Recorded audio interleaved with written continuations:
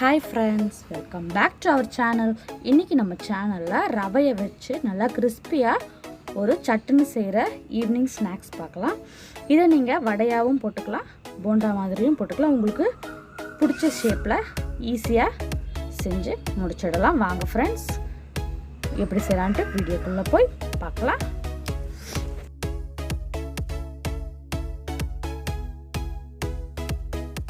ஒரு பவுல் எடுத்துக்கோங்க.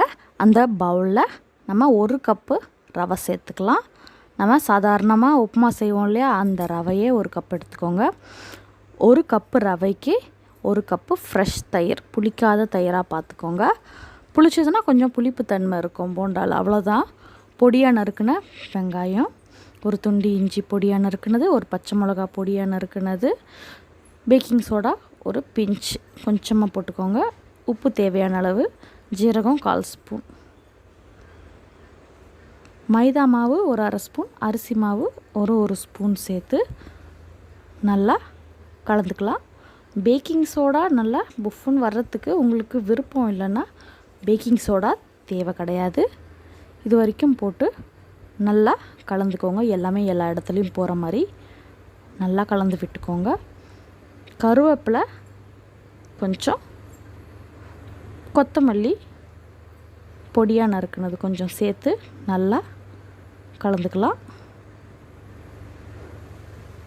இன்னும் நம்ம இதில் தண்ணி சேர்த்துக்கலாம். தண்ணி கொஞ்சம் கொஞ்சமாக சேர்த்துக்க போகிறோம். முதல்ல 1 ஸ்பூன் தண்ணி சேர்த்து கலந்து விட்டுக்கலாம். ஏன்னா வெங்காயத்துலேருந்து தண்ணி வரன்றதுனால நம்ம தண்ணி கொஞ்சம் பார்த்து தான் சேர்க்கணும். தயிரும் தண்ணி கண்டென்ட் தான், அதனால் தண்ணி நம்ம தேவையான அளவு பார்த்து கொஞ்சம் கொஞ்சமாக சேர்த்துக்கலாம். இப்போ 1 ஸ்பூன் சேர்த்துருக்குறோம். கலந்து பார்த்துட்டு திருப்பி இப்போ இன்னொரு 1 ஸ்பூன் சேர்த்து நல்லா கலந்து விட்டுக்கலாம். ஒரு 1/2 மணி நேரம் இதை நம்ம மூடி போட்டு ஊற வைக்கிறப்போ ரவை கொஞ்சம் தண்ணி அப்சர்வ் பண்ணிவிட்டு டைட் ஆகிறதுக்கு வாய்ப்பு அதிகமாக இருக்குது. இப்போ பாருங்கள், தண்ணி போதுமா, இந்த பதம் போதுமான்னு பார்த்துட்டு தண்ணி தேவைன்னா தெளிச்சிக்கலாம். பொரிக்கிறதுக்கு கடாய் வச்சுக்கோங்க. கடாய் நல்லா சூடான பிறகு எண்ணெய் ஊற்றிக்கோங்க. நாங்கள் பொரிக்கிறதுக்கு ரைஸ் பிராண்ட் ஆயில் தான் யூஸ் பண்ணுறோம். எண்ணெய் நல்லா சூடான பிறகு உருண்டையாக சின்ன சின்னதாக போண்டா மாதிரி கிள்ளி போடுங்க. கிள்ளி போட்ட உடனே மீடியம் ஃப்ளேம் குறைச்சி வச்சுக்கோங்க, இல்லைன்னா வெளியே சீக்கிரமாக தீஞ்சிரும், உள்ளே வேகிறது கஷ்டமாக இருக்கும்.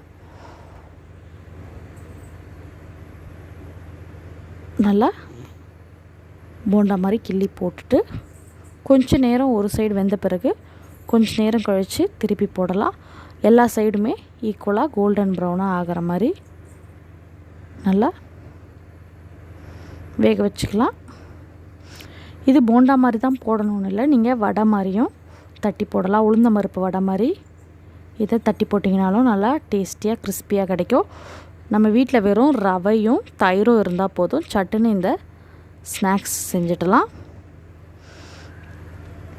இதை எடுத்துட்டு நம்ம அடுத்த ரவுண்டு வடை மாதிரி தட்டி போட்டு பார்க்கலாம். இந்த மாதிரி எல்லா சைடும் கோல்டன் ப்ரௌனாக வந்த பிறகு எடுத்து ஒரு ஸ்ட்ரெயினரில் வச்சுட்டு நம்ம அடுத்து வடை போட்டு பார்க்கலாம். நார்மலாக நம்ம ஒரு கையில் தண்ணி தேய்ச்சிட்டு இல்லை பாலித்தீன் கவர் இருந்துச்சுன்னா அதில் எண்ணெய் தேய்ச்சிட்டு இந்த மாதிரி ஓட்டை வடை மாதிரி போட்டுக்கோங்க. நான் உங்களுக்காக ஒன்று போட்டிருக்கிறேன். திருப்பி மீதி மாவையும் நான் போண்டா மாதிரியே போட்டுக்கிறேன். வடை எப்படி வருதுன்னு காட்டுறதுக்காக உங்களுக்காக ஒன்று போட்டிருக்கிறேன். இப்போ சுற்றி கிள்ளி போண்டா மாதிரி கிள்ளி போட்டுக்கலாம். கொஞ்ச நேரம் வெந்த பிறகு பொறுமையாக திருப்பி போட்டு எடுத்தோன்னா சுவையான கிறிஸ்பியான ரவை போண்டா தயார். உங்கள் வீட்டில் இதை நீங்கள் செஞ்சு பார்த்துட்டு எப்படி வந்துச்சுன்ட்டு கமெண்ட்ஸில் சொல்லுங்கள்.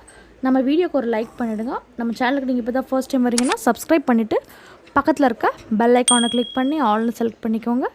அப்போ தான் நாங்கள் போடுற வீடியோஸ் உங்களுக்கு ரெகுலராக வரும். பாருங்கள் எவ்வளோ கிறிஸ்பியாக இருக்குது. இது ரவையில் செஞ்ச வடைன்னு சொன்னால் யாருமே நம்ப மாட்டாங்க. நான் தேங்காய் சட்னி செஞ்சுருக்கேன், கார சட்னியும் நல்லாயிருக்கும். Thank you friends. மீண்டும் அடுத்த வீடியோவில் உங்களை சந்திக்கிறேன். நன்றி, வணக்கம், வாழ்க வளமுடன்.